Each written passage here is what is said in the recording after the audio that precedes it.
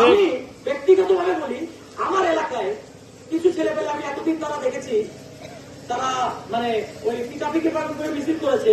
আমি ভাবছি যে এলাকায় এসে দেখবো মনে হয় এরা পালায় গেছে, দেখবো এখন দেখি না, ওরা চেয়ার নিয়ে ওইখানে ছিল, ওখানেই বসে আছে এবং ওরাই লুটপাট করতেছে। একমত কিনা? ওরা আসলে রাজনীতি করতো না, পেট নীতি করতো। এখন নেতা চলে গেছে, এখন খাবো কি, এখন লুটপাট করতেছে। তো কথা হচ্ছে, আমি জানি না আমাদের কামরাঙ্গীরচরের রাজনৈতিক দল অনেক কয়টা আছে, আমরা কারো সাথে আমরা কারো দলে না, আমরা নিরপেক্ষ। তবে কথা হচ্ছে, আমাদের শ্রদ্ধেয় স্যার যেহেতু আমাদের মাঝখানে এসে উপস্থিত হয়েছেন, আমরা তাকে সম্মান জানিয়েছি, যথাযথ সম্মান জানিয়েছি এবং উনি আমাদের সম্মানটা রেখেছেন। কেন?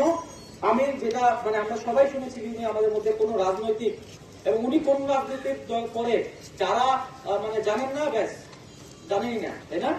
তো কথা হচ্ছে, আমরা প্রত্যেকটা রাজনৈতিক দলের যে নির্বাচনী ক্যাম্পেইন করতেছে, নির্বাচনী তারা সামনে নির্বাচন করবে, তাদের জন্য কি এখন থেকেই শোনাও শুরু করছে। এটা করেন ভাই, যে আপনার নাগরিক অধিকার এতদিন করতে পারেন নাই, দেয় নাই। এতদিন তো আমরা একনায়কতন্ত্র ছিলাম, গণতন্ত্র কি আমরা দেখি নাই। কথা হচ্ছে, গণতন্ত্রের বিরোধী দলও যে কোনো সময় শোনাও করতে পারে, যে কোনো সময় একত্রিত হতে পারে, তার একটা কষ্ট, সে হরতাল রাখতে পারে, সে একটা অবরোধ রাখতে পারে, সে যে কোনো কিছু সে করতে পারে নাই কেউ। আমার কথা হচ্ছে, আপনারা শোডাউন করবেন, আপনারা যা ইচ্ছা তাই করেন, আপনারা ঘুরেন ফিরেন, একত্রিত হন, মিছিল করেন, ভাই আমাদের ক্ষতি করেন না। আমরা জানলা দিয়ে আপনাদের মিছিল দেখবো, জানলা দিয়ে হাত ধরে বলবো যে ঠিক আছে আগায় যান, তাই না? আমাদেরকে আপনি যদি মারেন, আপনি যখন মিছিল করবেন তখন দেখবেন আমি জানতেছি। নেতাদের উদ্দেশ্যে, আমাদের মনীষ সাহেব তো আমাদের সামনে আছেন, এই সহ আমি সব নেতাদের উদ্দেশ্যে একটা কথা বলতে চাই, your terrorism is your weakness, not your power.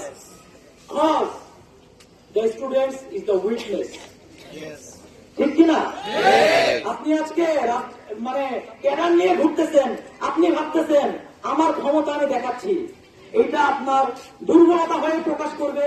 এইটাই আপনার নির্বাচন করার ক্ষেত্রে দেখবেন আপনার ছবি টিভিতে দেখাচ্ছে, সাবধান, হেরে ভোট দিয়েন না।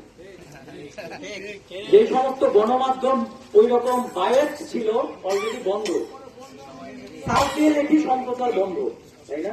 তো কথা হচ্ছে, এখন যে কটা মিডিয়া আছে এরা কিন্তু একদম ইন্ডিপেন্ডেন্ট, একদম পুরা নিরপেক্ষ। এরা যা মুখে আসবে তাই বলবে, কি কি প্রকাশ করবে আপনারা কল্পনা করতে পারবেন না। একটা জিনিস আমি এনশিওর করে দিচ্ছি, আপনাদের বাসায় কে লুটপাট করে কিচ্ছু করা লাগবে না ভাই, ছবি তুলেন, ভিডিও করেন, প্রমাণ করেন যে কে করছে, আল্লাহর কসম তাকে টিভিতে দেখাবো, টিভিতে দেখাবো, লাগবে না। তাকে দেখবেন এই বিভিন্ন রকম চ্যানেলে তাকে দেখাচ্ছে। যমুনা টিভি আছে, আমাদের বেশ সাপোর্ট দিয়েছে আন্দোলনের সময়, দেখবেন যমুনা টিভিতে তাকে দেখাচ্ছে, এই যে ভাই আপনাদের পরবর্তী নেতা হইতে চাই, দেখেন, ঠিক আছে? আর তার যখন ছবি হবে তাকে ধরবো, তাকে বাঁচবো, সে কার রাজনীতি করে, কার ইয়েতে সাপোর্ট এসে রাজনীতি করে, এটা তো আমরা বের করতে পারবো, তাই না? হচ্ছে আমাদের মনে হয় যে আমাদের ছোট মনীষ সাহেব আমাদের সাথে যেহেতু এখানে এসে উনি আমাদের সাথে এক প্রকার একাত্মতা পোষণ করলেন, আমি আপনাদের সাথে একত্রতা পোষণ করে গেলাম, আপনাদের পাশে আছি ইনশাআল্লাহ।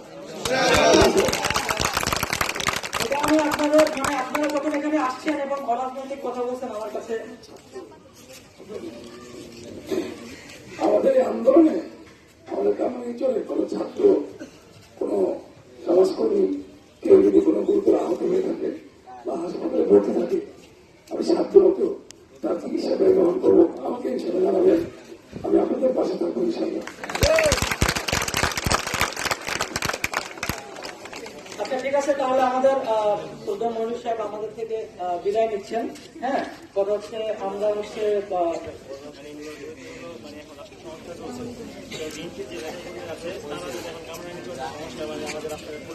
না ভাই, আমি একটু স্টপ করি।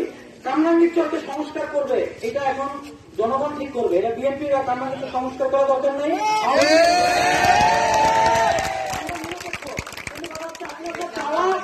আপনি কথা হচ্ছে আগে আমাকে নির্বাচিত হতে চান, তারপর ওনার কাছে চাবো, এখন ওনার কাছে কিচ্ছু চাই না। এখন আমরা শুধু বলতে পারি, আপনি যেহেতু আমাদেরকে সাপোর্ট দিতে আসছেন, ইনশাল্লাহ আমরা আপনাকে সাপোর্ট দিব, ঠিক আছে? আপনি নেতা, আমরা আপনাকে সাপোর্ট দিব। আপনি যেহেতু আমাদের সাথে কিসে সাপোর্ট দিব ভাই, আপনার ইয়েতে সাপোর্ট দিব না, কথা হচ্ছে আপনি যে লুটপাটের বিপক্ষে এইটুকু আমরা সাপোর্ট দিব। ধন্যবাদ, আসসালামু আলাইকুম। আচ্ছা, আমরা আমাদের মূল অনুষ্ঠানে আবার ফিরে যাই। আমাদের 14